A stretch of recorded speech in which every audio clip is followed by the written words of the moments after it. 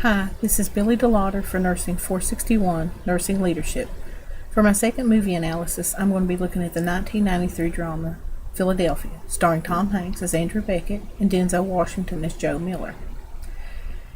Now, Andy Beckett is a successful lawyer in a major Philadelphia law firm. The film plays in such a way that the viewers know that Andrew, or Andy as he's called in the movie, is gay and has AIDS, but his law firm partners and bosses don't.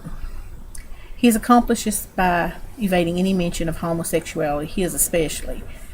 There is a flashback scene on how Andy receives the AIDS, and it's as a result of a reckless act on his part.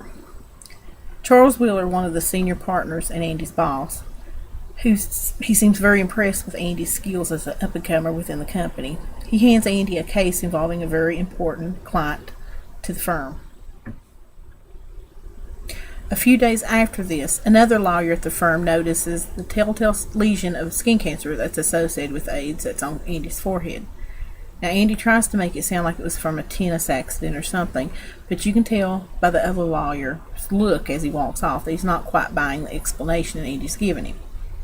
You can also see by the attitude of Wheeler and the other partners they change toward Andy after this incident happens. A few days after the firm stages the loss of a letter that is critical for that one case, it's later found, but just in time so that the firm doesn't get in trouble, but Andy can be blamed for the screw-up, and he's ultimately fired for that reason. Now, Andy knows he was framed and actually was fired for his illness, so he seeks to sue the company, but he can't find anyone to take the case until he meets Joe Miller. He's a little bit prejudiced toward gays at the beginning, too. You can tell that by the things he does. But he does agree to take the case for the exposure eventually. Now, as the movie moves along, Miller starts to understand that Andy's not just an AIDS monster, one that the media and everything had created at that time, but he's an intelligent man, has a wonderful family and great friendships, and he's a lover of opera. And he's in a very long-lasting relationship with another man.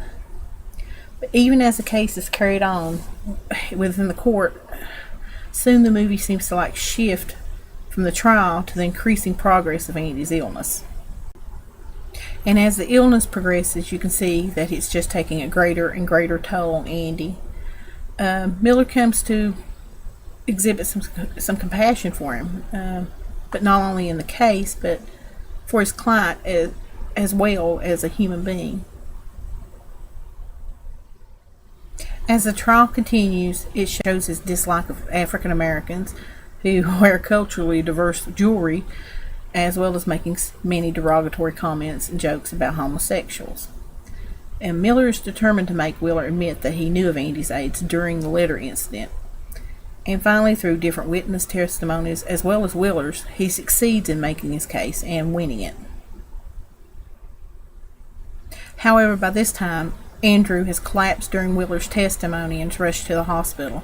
The jury goes ahead and votes, and it's in his favor, and he awards him back pay, damages for pain and suffering, and punitive damages, and they total more than $5 million.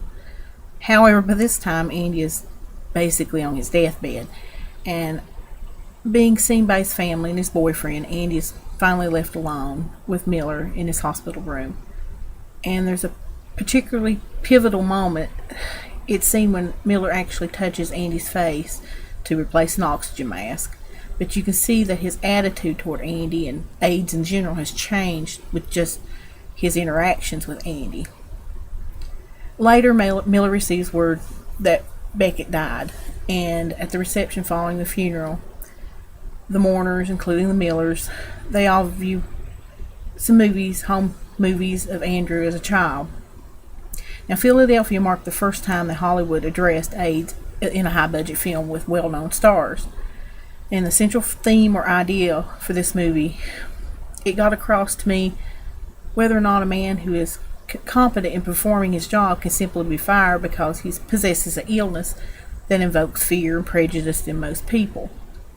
Well, thank goodness for the statute like the American Disability Act exists, and that states it's illegal for employees to fire a person because of a terminal illness such as cancer or AIDS, providing that the illness doesn't hinder their performance on the job. Now, this movie stirs up feelings when I first heard about AIDS myself. It's just fear of the unknown. The way the media handled the situation, the injustice of the treatment of the people who contracted the disease, and just the stigma they live with. Andy with the outcome of justice in the end, where they won the case, but also the sadness that Andy lost his life before even reaping any of those hard-earned, rewards from it.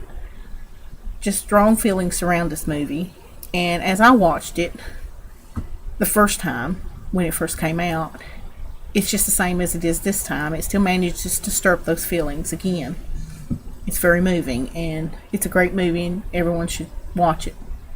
Thank you.